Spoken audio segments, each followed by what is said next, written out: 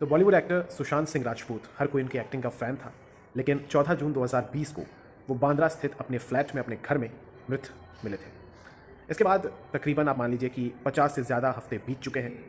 अभी तक ये नहीं पता चला, या यूँ कह सकते हैं कि उनके केस को लेकर संतोषजनक उत्तर नहीं मिला। क्या वो आत्महत्या थी, क्या वो कत्ल था, किसी को कुछ नहीं पता। जब उनकी मौत हुई थी तो उसके 3-4 महीने के बाद ये पूरा केस जो है ये सीबीआई को दे दिया गया था।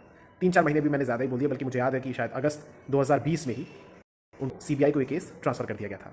अब सीबीआई ने स्पेशल कोर्ट में, मुंबई के स्पेशल सीबीआई कोर्ट है, वहाँ पर क्लोजर रिपोर्ट को दाखिल कर दिया है, फाइल कर दिया है। क्लोजर रिपोर्ट में ये कहा गया है कि दरअसल सुशांत सिंह राजपूत की मौत आत्महत्या की वजह से हुई है, यानी कि वो एक सुसाइड था, उनकी हत्या नहीं हुई, उनका मर्डर नहीं। देखिए, इस पूरे मामले में आपको याद होगा कि एक्ट्रेस रिया चक्रवर्ती काफ़ी ज़्यादा, आप कह सकते हैं कि उनको हैरेस किया गया था, उनकी आलोचना काफ़ी ज़्यादा हुई थी और राष्ट्रीय स्तर पर उनको विलन की तरह पेश किया गया था। रिया कुछ समय तक जेल में भी रही थी और ऐसा लग रहा था उस दौर में कि रिया को ही मुख्य आरोपी बनाया गया है सुशांत की हत्या का।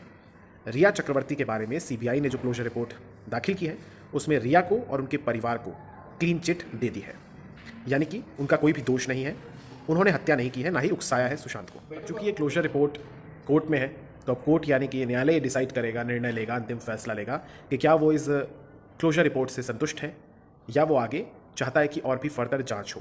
को याद कराना चाहूँगा कि जो एम्स के फॉरेंसिक एक्सपर्ट्स थे, जो डॉक्टर्स थे, उनकी जब रिपोर्ट आई थी तो उन्होंने भी ये कहा था कि सुशांत सिंह राजपूत की हत्या नहीं हुई है, बल्कि ये सुसाइड है, कोई सबूत नहीं मिले उनके मर्डर का। इस पूरे केस में बड़े बड़े नाम शामिल थे, चाहे उद्धव ठाकरे के बेटे हों, आदित्य ठाकरे का भी नाम आया था, दिशा सालियान जो कि एक्स मैनेजर थी सुशांत सिंह राजपूत, उनकी मौत से कुछ दिन पहले ही उनकी भी मौत हुई थी। रिया चक्रवर्ती का जाहिर सी बात है इसमें नाम आया था, और भी कई लोग थे, इन्वॉल्व थे। बिहार की पुलिस मुंबई पहुंची थी, सब कुछ हुआ था। उद्धव ठाकरे को भी काफ़ी ज़्यादा निशाना बनाया गया था।